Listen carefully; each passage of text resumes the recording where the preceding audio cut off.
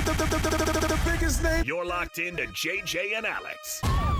With the insight and analysis on the teams you can't live without. Presented by G2G Bars. This is 97.5, the KSL Sports Zone. It's time to get the inside info on BYU with Cougar insider Mitch Harper of KSLSports.com on 97.5, the KSL Sports Zone.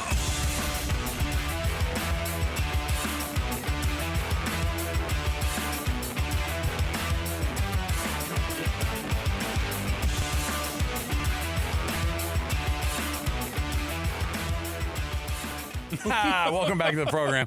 JJ and Alex, 97.5, the KSL Sports Zone. You'll never run out of rejoin. You always have other music you could play, all right?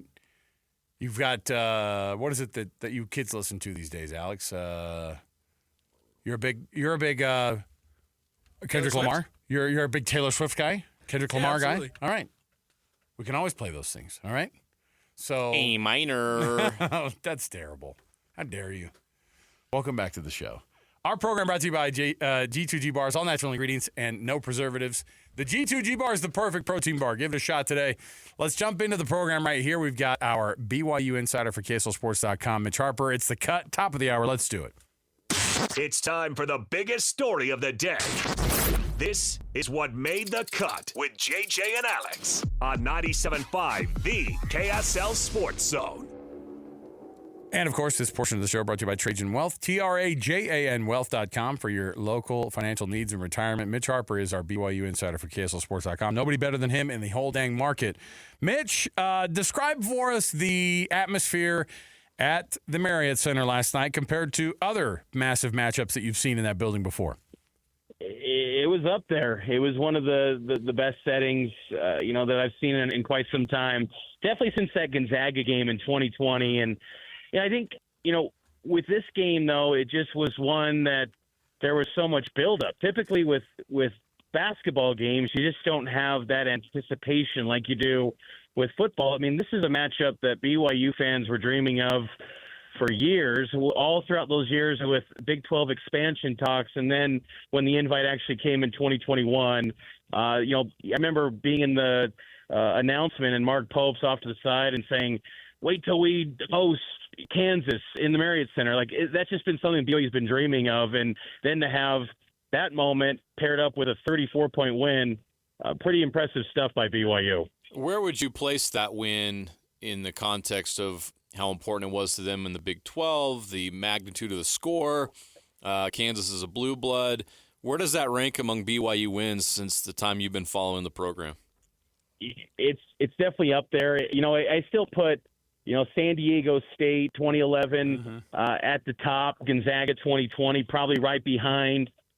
There's been others that really stand out. There were some great UNLV wins and other Gonzaga matchups, but because of the brand of Kansas, that's a big deal. I mean, I was asking people around BYU about some of the biggest brands that they've seen, go through the Marriott Center. BYU's played great programs over the years, but it's been like the 70s, the 80s. You got to go back a long time. I mean, in the last 10 years, since I've been covering BYU basketball on the beat, there really hasn't been any, power conference, blue blood programs rolling into that building at all. And so I think that takes significance. But, Kansas, not to take away from BYU's win, but I think they've bottomed out. And, I think it's probably the bigger story nationally of Kansas's struggles, but still to just dominate them the way that BYU did.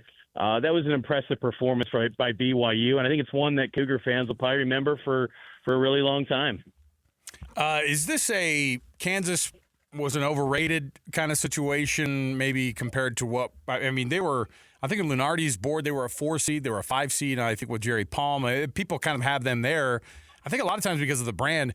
How much of that is BYU has figured things out versus Kansas may not necessarily be as good of a team as we had thought? It's a combination of both. I think BYU has definitely figured things out, but Kansas was living off of their resume of being the team that knocked off Duke in November and Michigan State and then had a home win against Iowa State. But outside of that, I mean, Kansas has been very average and mediocre in the Big 12.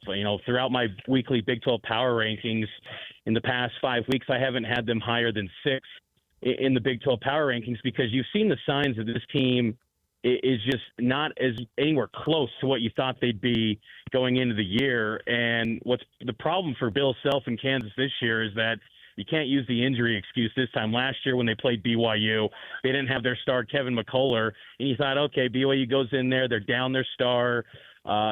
It's an injury-laden team, and Johnny Furphy, he leaves for the NBA, but then they replace this entire roster with star-studded transfers with A.J. Storrs, Zeke Mayo, and they're really non-factors. And it's just quite shocking to see Kansas struggle the way that they are right now. I've never really seen it in my lifetime, see Kansas struggle the way that they're doing it right now. And so for BYU to beat them the way that they did, that raises a lot of questions about Kansas going forward. But I do think BYU has definitely turned a corner. And, with their rotation being able to go 9-10 deep, that's been something that has been a game changer for BYU ever since that second half against Cincinnati in that loss to the Bearcats.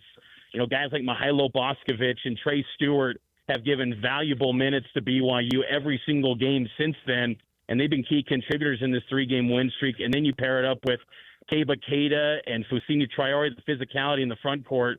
There's a lot of good things happening for BYU, and I think what Cougar fans should probably be excited about the most is that you're trending up when you're supposed to. Many BYU teams peak in January. This team, I think, is really surging at the right time. I was watching the game last night, Mitch, and that's what really stood out to me was the depth. You get there late in the game, and you got Dallin Hall and Fous Traore out there, and Kansas can match it. Like BYU has better depth right now than Kansas. That's pretty interesting development. You mentioned that they made this change recently. Did Coach Young talk about why he made that change and why he decided to expand his rotation? You usually see coaches tighten the rotation later in the season. Well, at Cincinnati, BYU was down big. They were down, I believe, 21 points, and it was kind of a, we're just tapping into the emergency lineup because we got nothing from the other guys. Let's give Boskovich and Stewart a run, and they gave some good minutes, and to the point where Kevin Young's like, maybe I got to keep giving these guys some run, and they've continued to capitalize on their opportunities, and it is unique. I mean, throughout this entire season, though, there have been, many games where Kevin Young's had no problem going to 11 guys, and in non-conference play, you thought, he's still kind of filling out this team, this roster, kind of getting things sorted out, but to have it carried over into mid-February, very surprising. And even Kevin Young himself said he did not expect that at all. He would have thought it would have been a 7-8 man rotation like you'd typically expect, but it's working for BYU. And I think what's been noteworthy too is that despite some of the ups and downs for this season for a guy like Dallin Hall, the ups and downs for many players on this team, Yegor Demin, there haven't been issues in the locker room. There hasn't been issues with the team chemistry. And I bring that up because you looked at Kansas yesterday, and I really thought they folded. They just kind of gave up. There was no fight to get back into it. They had that brief moment at the beginning of the second half where they knocked down the 3, and then BYU missed the 3 on their opening second half possession. You thought, okay, maybe Kansas can make a run, and then BYU popped off an 8-0 run, and it was over. So BYU has kind of stayed the course, and Kevin Young has consistently used this reference of stacking days that he pulled from Monty Williams, a former NBA head coach, and they're stacking them quite well, and to where this team feels like their best basketball is still in front of them. And really, aside from Houston, I think they can beat anyone in this Big 12 this year. And so BYU is playing some really good basketball at the moment. They go to Arizona coming up on Saturday, and then they've got Arizona State down in Tempe also. But then they host West Virginia. They also get to host Utah, but they still also go to Ames. So in these 5 games left here, what's that record need to be, and kind of where do the wins need to come for BYU to make the biggest impact to not just be a tournament team, but like somebody that you're not talking about being even just in the first 4 games? You just got to protect home court and get to 11-9 in Big 12 play, and you're going to be in the tournament. Last night, and we'll see how Kansas plays out, with that could slide out of a quad one. Standing right now, Kansas dipped to about 22 in net rankings today, and if it drops out of the top 30, that would slide out of the quad one tier for BYU on its resume. But if they protect home court, they're going to be in, because an 11-9 Big 12 team is not going to be left out of the NCAA tournament. And the predictive metrics love this BYU team. They just kind of lack the signature win, and as of right now, they got that with the Kansas victory. So if they protect home court and then avoid just the Houston type, beat down that they suffered earlier in the year at Houston by 30 points, avoid that this Saturday at Arizona or at Iowa State, I think BYU is going to be in a good spot. If they could somehow get to 12-8, then you're starting to climb the seed line, and you're feeling like maybe you can get to that tier where you're wearing a white jersey on that Thursday in the NCAA tournament. Once again, Richie Saunders was just fantastic in a big moment. You look at you've covered him. How did he make this transition from role player to go-to guy for the Cougars? It's been impressive to see, and the work ethic that he put in the off season to get ready for this year, the amount of shots he was putting up, and just kind of the buy-in to playing for Kevin Young. I think that played a big role, and it was a real open-mindedness to kind of committing to Kevin Young's program and the potential of becoming something greater than he's been. And he's always been a guy that he didn't want to leave BYU. He's a BYU guy through and through. I mean, it's his dream school.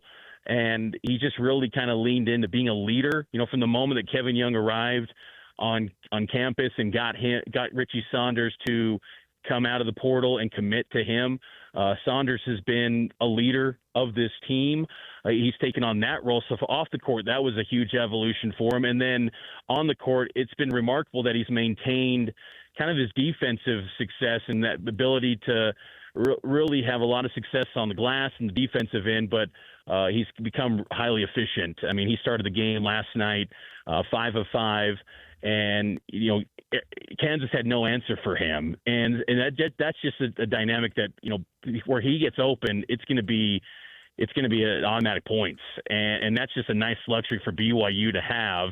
And he's just done a really nice job of working hard and evolving his game. He's always been viewed by the coaches, guys like Chris Burgess, the guys that were maybe recruited him to BYU initially. He was always viewed in high regard that he could become a really good college player, but to expect maybe an all Big 12 guy, I don't know if that was ever kind of the vision of his career arc, and that's a testament to his really work ethic that he put in this offseason and buying into what Kevin Young's been coaching him. What do they want the role of Dallin Hall to be as they kind of come into the end of their regular season and going into tournament play? Because that's a guy who was, the Richie Saunders of last year. I mean, maybe not Richie Saunders, but in that sense that he was more of the go-to guy, and they're asking him to play a different role now. How much is Dallin Hall kind of fallen into that role of being the guy who can come in and switch things up and still get points for you, get turnovers for you, and that's a very different spot than where he was last year. Well, and I think this 2-game homestand against the Kansas schools was huge for Dallin Hall because it has been an up and down year, and I think going forward, this staff really wants him to value possessions, take care of the ball, not turn it over. I mean, there's been issues with that at times this season. Against Kansas, he was really good on that front, and also be able to get downhill and attack the rim. Like he was throughout most of the season, he was not on attack at all, looking for his shot. And I think that they're finally figuring out how to play with Yegor and Dallin Hall on the floor together. And these past 2 games really stood out. And I think it was kind of a breakthrough for BYU on that front where they could get some minutes with those guys and still operate at a high level because, earlier in the season, early in Big 12 play in particular, when those two were on the floor, the offense just came to a standstill. They could not score. There was just kind of both were deferring to each other. They were almost neither one of them was trying to be aggressive. I think both of these guys are kind of getting into a rhythm of what Kevin Young expects from them.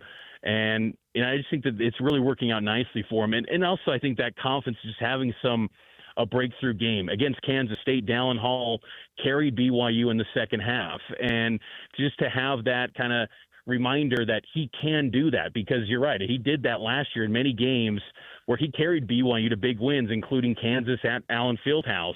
And I think just to have that little bit of a breakthrough where he had 16 points, that was needed, because if they can get that sort of production from Dallin Hall off the bench, where he's giving you 8 to 12 points, that's huge. And then you're looking at a BYU team now where these guys, in terms of minutes, they're not being, they shouldn't be tired. I mean, every game, you're looking at Yegor about 25 minutes, 24 minutes for Dallin.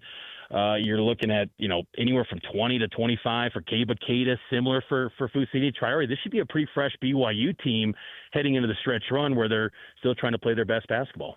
You're only as good as your best player in the NCAA tournament, and guard play is so important. And BYU's got a lottery pick in Yegor Demon, but we haven't seen him dominate the way that many people would expect a lottery pick type player to do. But what do they need from Yegor Demon, especially in tournament time, to advance and win in March? He's got to be able to hit some big shots from three. And I know that hasn't been, it's really been missing in action this whole year. It's been non-existent, to be honest with you. I mean, he's been very inconsistent this whole year from three, but he's got to be able to find that shot, because that could be a real X factor for BYU, because, if they're going to get hot for a weekend, and I think anything more than just advancing from the round of 64, that's, that would be like a perfect spot for BYU. If they could get to the round of 32, that would be really a remarkable season for BYU, because they don't historically do that. But if they can get hot in a tournament, they need Yegor to be able to knock down outside shots, because he has had a lot of success getting to the rim. And Kevin Young has highlighted that quite often in recent weeks, that he loves how Yegor's been a lot more aggressive going to the basket, whereas, before, earlier in Big 12 play, he was struggling with the physicality of this league. So he's got a kind of a little bit of a comfort level there, but he's still got to be able to hit that three. And, with Yegor, he's done a great job of always finding his teammates. He's always kind of looking and almost, trying to enhance his teammates. I mean, every night he'll just get a quiet, 6 or 7 assists. And you think, wow, that's a lot more than you thought he'd get. But he's got to be able to hit that outside shot, because that could be a real difference maker for BYU if they're going to do something that, for an 8 seed or a 9 or 10 seed, they got to get some unlikely production in areas to make a run, and that would be an area where that could be a real difference for BYU. There were a lot of people last night mentioning how many NBA scouts and front office people were there. Is it the most attention that the program has gotten from that aspect of guys who are at the next level looking at this? And are they really just there to see Yegor Demon, or is it kind of a full package there of a list of guys they might be looking at? Yeah. Kansas game was 25 scouts. The Baylor game's still the highest this year. I believe there were 31 scouts at the Baylor game, and there were 8 individuals from the Jazz organization at the Baylor game. Last night, you had Yegor Demon and also Flory Badunga from Kansas. He's looked upon as maybe a guy that could potentially, if he declares a freshman, to be an NBA guy. But it's pretty much nightly now. I mean, it's, you're seeing a lot of Brooklyn Nets. You're seeing the Phoenix Suns. I mean, you're seeing teams coming through the Marriott Center like never before. I mean, it was, I can recall during BYU's time in the WCC, the game where BYU played Chet Holmgren and Gonzaga, and then the year prior with Jalen Suggs. Those were games that drew in a lot of attention, but it was because of the opponents. I don't recall many games at BYU where NBA scouts are looking to see BYU guys. And, Yegor's a big reason for all this attention, and it's just a nightly deal where BYU's getting, a good number of scouts. Even at the Colorado game in Boulder, there were, 6 individuals from the Denver Nuggets, to kind of go to that game. It was a late night tip. I mean, NBA teams really want to see Yegor Demon in action. And so far, I think it's been a mixed bag of results, but I still look at him as someone that's going to be a lottery pick in the NBA, because I feel like sometimes there's just a case of it's almost two different worlds of the sport.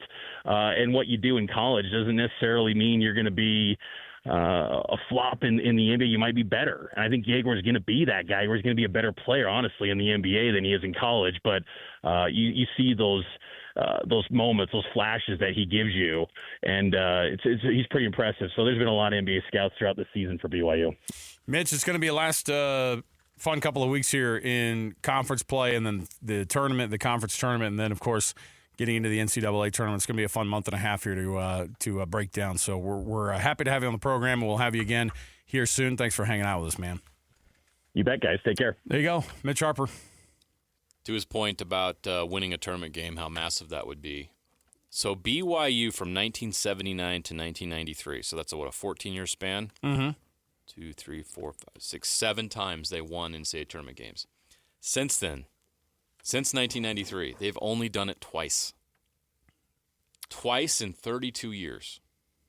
So for BYU to win an NCAA tournament game would be a significant thing because Were those both during the Jimmer Dave era? Rose, yeah, it was Jimmer's junior and senior years. So you remember they round beat of 32. Florida, lost to Kansas State Right. in 2010, and then in 2011 was the Sweet 16 run. Mm. That's it. Since 1993. That's it. That's crazy. Because in your mind you think, oh, no, they've Jimmer was Because in they the go to the tournament so many Was times. Jimmer in the house the other night against Kansas State? Yeah, he was. Ooh. This must be fun for him to watch. And even Jimmer's going, gosh, NIL, curse you. Imagine Jimmer in the Big 12. Well, imagine Jimmer NIL Yeah, that too. era. You know what I mean? Like, He would have It's made a lot crazy. of money. it's bonkers. All right, we'll take a break. We'll come back. We've got our NFL Blitz coming up around the corner. We've got some other things to jam on, so don't miss any of it. Stay here, 97.5 the KSL Sports Zone. All the latest news and notes from the league and the locals in the NFL. JJ and Alex bring you the NFL Blitz on 97.5 the KSL Sports Zone.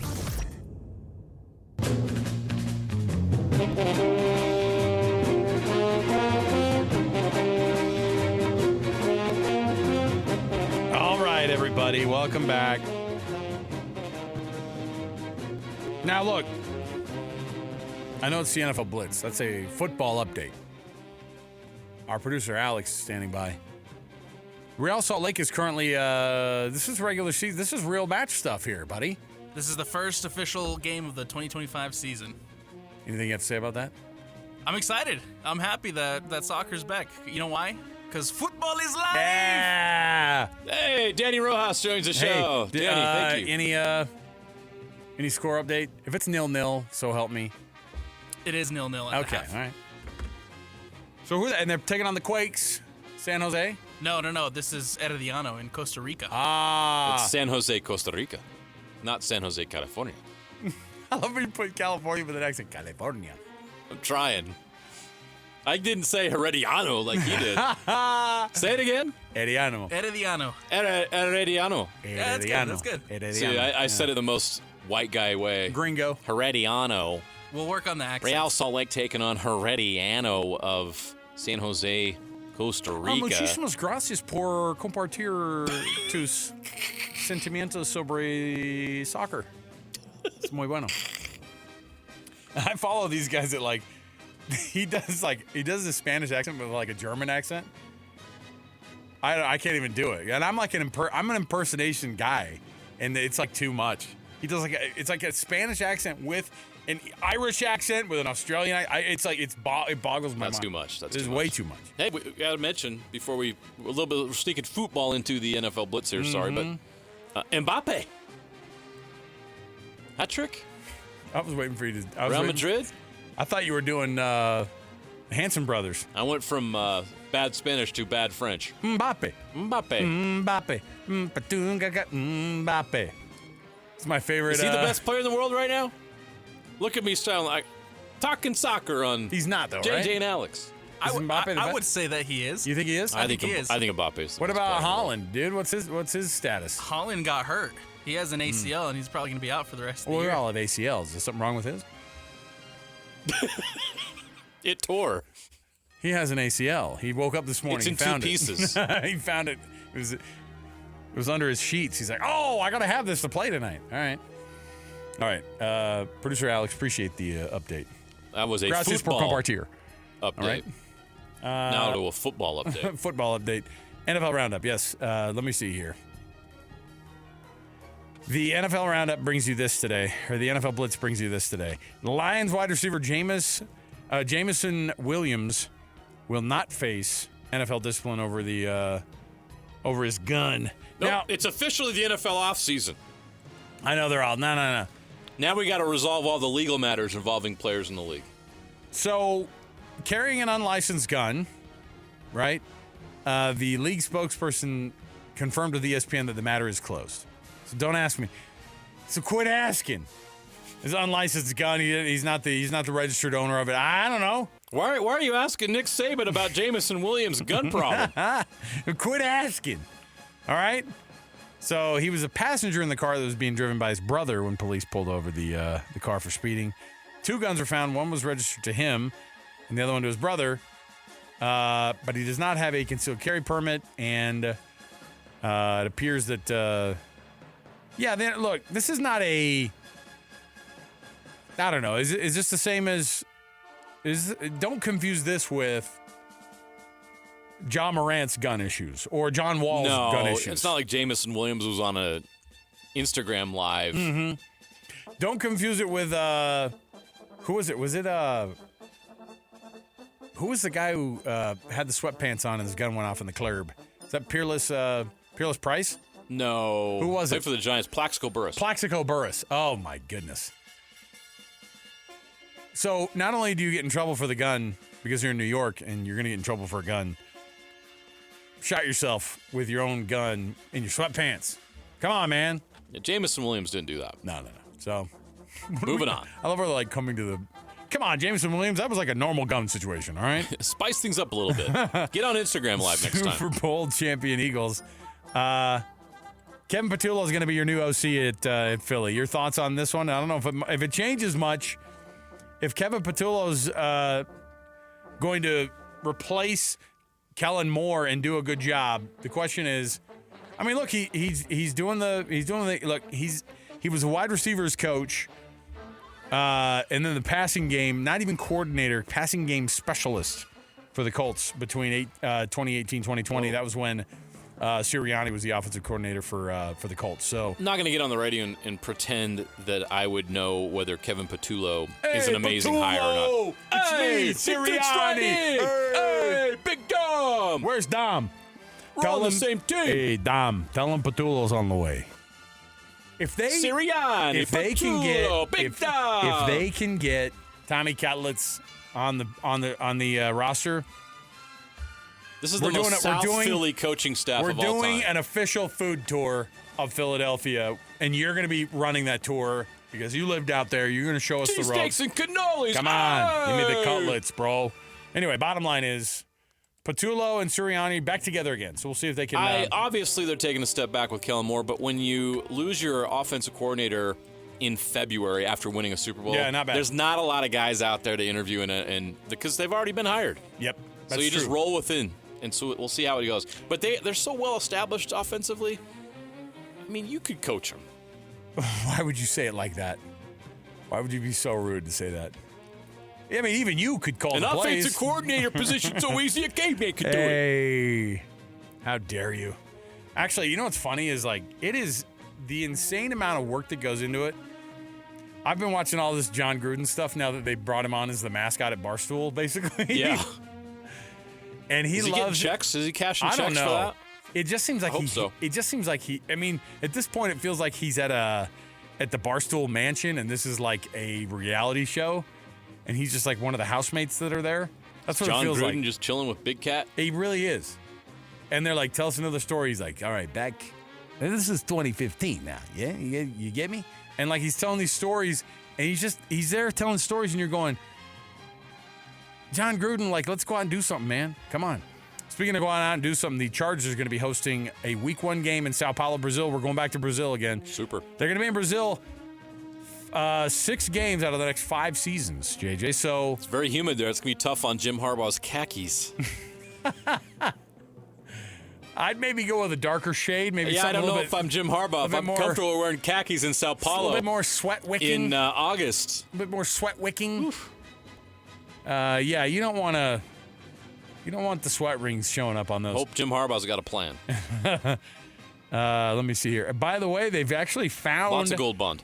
They've charged 7 people with the alleged roles in athlete home robberies over the past couple of seasons. They were able to apparently bust a little bit of a ring.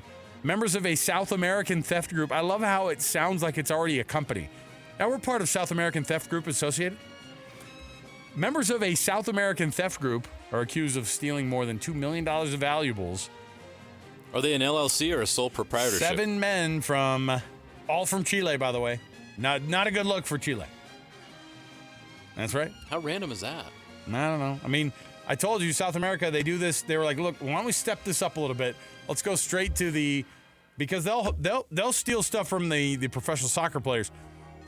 But maybe that's a little bit harder to do down there. Maybe you can come across. Look, they've already done this. They tried it out in South America with the soccer players' homes. They moved on up. We've heard that this is also like there's a ring of apparently like Russian mafia that also is kind of doing this kind of thing. And anyway, it's the kind of thing that is very wild. So there you go. They busted the ring, though, so at least some of them. This was an absolute insulting headline if you're Matthew Stafford and any other quarterback over the age of 36, I think. The Rams are apparently are reportedly not interested in committing big money to any aging quarterback. So, can you say that in our equal opportunity employment situation? No, I think that's an HR violation. We're not interested in committing money to any old guy. Bleh. We don't want these. We don't want these guys rolling in. These Grandpa Stafford. We don't want these boomers coming in throwing the footballs around. I think what they're doing there. It's not like he's. I know. It's not Dan Fouts. Come on now. Jeez. We don't need. He's 37. We don't need these Gen Xers coming in. No, but I think that the Rams are doing two things. They're basically saying, Matthew Stafford, it might be a little bit past our time with you, and also Aaron Rodgers, don't even ask. They're doing that all in one swoop. Where they go, we're not interested in signing any old guy at quarterback. It's a bad deal. So where will the Rams turn? But by the way, like Matthew Stafford is still playing really freaking good football. He was one play away from knocking off the Eagles and going why to the do this year? You can't franchise tag him. Why would the Rams tear down now? They were one play away in a snowstorm in Philly of knocking off the Super Bowl champs. They're not that far away. But now they're going to shed all these old guys. Cooper Kupp, see ya. Did you say Matthew shed? Stafford? He said shed, didn't he? Yeah. All right. I saw Alex's hand like hovering over the dump button. Like dead skin. Smoking a pancake. All right, let's take a break.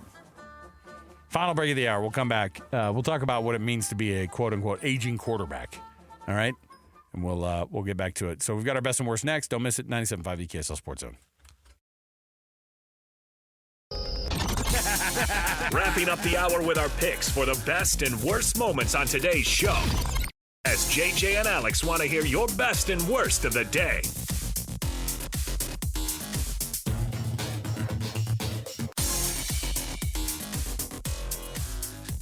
Welcome back, everybody. Best and worst right here. JJ and Alex, 97.5, the KSL Sports Zone. It's all brought to you by an incredible selection of Kia, Subaru, Chevy, Jeep, Dodge, or Ram. And now Mitsubishi, an American Fork. If it is a car that you're looking for of any type, the folks at the Doug Smith family of dealerships want to take care of you. Nobody knows cars like Doug. Best is, oh, man, both of the Kachuk brothers are going to be playing tomorrow, yes? Yes, right. I believe so. So Matthew and Brady Kachuk, there's apparently trying to figure out their fight situation. And so going back and forth about the USA-Canada and how that one started out with 3 fights in 9 seconds. What's the over-under? When do we see the first fight? Is it also going to be in the first 10 seconds? Yes. Because now the Canadians are showing up to American soil. Yes. The idea is going to be, hey, they're going to get disrespected in the building from the folks in Boston, right? And I don't know. The way that this one was brought up is Matthew Kachuk says, yeah, this was done for the flag, not for the cameras. That was Hagel. Oh, that was Hagel who said that. Yes. Yeah. Was done for the flag, not the cameras. Yeah. He also called out the U.S. players J.T. Miller and the Kachuk brothers for pre-planning their fights against Canada via group chat. That is so 2025. So wait, were they planning it with Canada in the group chat? No, they planned it amongst themselves. Well, yeah, what are they going to do? Well, I think they kind of try to play it off as like this spontaneous thing. It was a reaction to the anthem getting booed. No, these guys are going to do this the whole time. What's wrong with just saying, I can't wait till we play those blankety blanks up in Montreal on their ice because they think they are the blank and we are going to kick the blank out of their blanks. That was all clean, right? Good job. We avoided any fines. Yeah. As you were making up that quote. We don't need to initiate anything. We don't have group chats like that going on. We're out there playing our game, giving it everything we got for our country, says Hagel. So we'll see. We'll see on Thursday. We'll see what happens. But yes. He says maybe their team doesn't like it. That's what Kachuk says. Maybe their team doesn't like each other. Maybe that's why they don't have group chats. Well, the problem is Sidney Crosby has a Samsung. Oh no, he doesn't. They have that Rogers no green cellular bubbles service in our group chat. Rogers doesn't reach into the U.S. Rogers Right. is cell service, right? All right. It is. And then the worst is, well, we hope that LeVar Ball gets better soon because LeVar Ball apparently had his right foot amputated following a serious medical issue. So he's out there on social media posting it out there, and despite what you might think about the man, he had his right foot amputated because of a serious medical issue, and I don't think any of us would want a loved one or Look. one of the patriarch of the Ball family even to go through that. So I know he drew a little bit too much attention to him while his boys were being recruited. We don't hear much from him now, though. He's kind of a grifter, but he's taken a step back and he's let his boys grow up. Boys have kind of walked the walk, though, haven't Truth they? is, he was a good dad and he was just trying to do the best for his kids, and he got a little too excited about all the attention he was getting and hanging out with Stephen A. But ultimately, he's done a good job raising those boys. Those kids are good, man. They're all successful in their own way. Yeah. All right. So yeah, hope he's doing better. That sucks. We'll take the break here. We'll come back. We'll be back again tomorrow for a Thursday edition of the program. So for JJ, our producer Alex, I'm Alex. We'll see you then, everybody. 97.5 the KSL Sports Zone.